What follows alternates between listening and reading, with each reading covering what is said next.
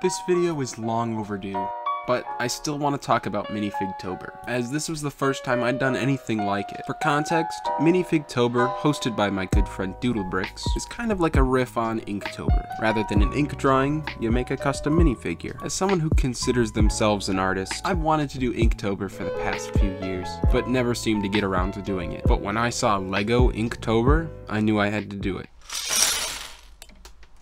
First of all, huge shout out to Kavi. And if you want to hear us ramble for an hour, go check this out. When I started the month, I was driven. I was excited. I was prepared. But by the end, I was stressed, burnt out, and so ready for it to be over. I made 31 custom minifigures and 31 videos to go along with it. It's safe to say I'll never do it again. Not the Minifigtober part, I'll probably do that again next year. But making a daily short? Absolutely not. I will say I got into a pretty good rhythm in how to make shorts, and it's really helped me along the way. But was it worth the lack of sleep? Originally I was gonna make this video where I talked about each of the figures I made, but that's stupid. You should go watch the series. When you're forcing yourself to be creative every day, you're bound to run into some art block. And there were several I was super uninspired for. If we look at the first few figures, they're amazing. They're super complicated, they're super detailed, but when we get to the end, not so much. And that's okay. Some days giving your 100% is not gonna be the same as other days' 100%. I did the best I could on every single day. And this series kind of taught me that I need to stop worrying about living up to my best of best days and doing the best that I could do for that day. Enough of the philosophical mumbo jumbo. Let's talk about Lego.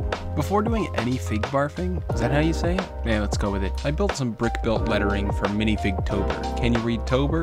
No, not really. I could not figure out what to do for B. The T and R I really like though. These rubber bands are really good vines.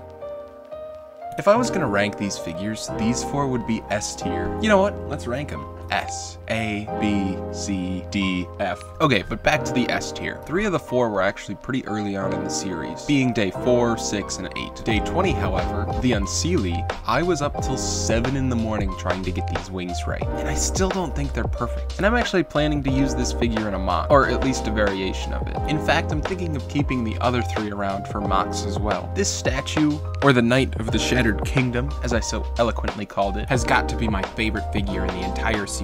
I just love it. Let's sit here in silence and look at it. Okay, moving on. For this figure, the Parasite's Apprentice, I definitely didn't copy a storyline from the Dragon Prince. I did do that. For our final S tier figure, we have the Winged Warrior. I really want to point out the part selection for this one. Obviously he has wings. I used Aomir's helmet, which has a horse on it, and this Nexo shield has a Pegasus. Boom!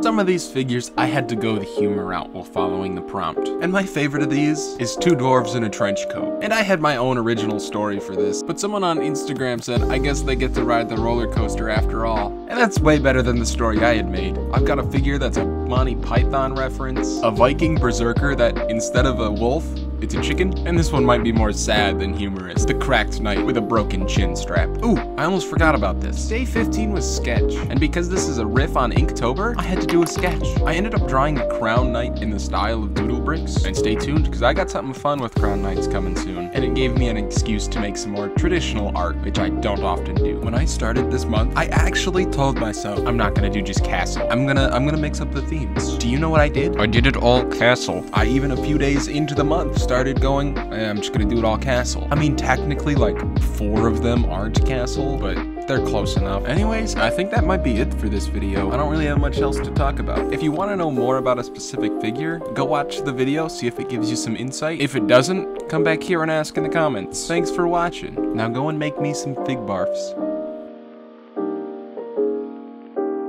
Ooh, did you stay around to the end? Here's how you build this mimic. Is it the best mimic out there? Absolutely not. But here's how to build it anyways. Obviously, you're gonna start with a chest, some teeth plates. You'll connect them with a bracket, put on a clip to attach the tongue, put it in the chest, shove another plate in here to hold it in place, one last tooth and close it up, and there you go.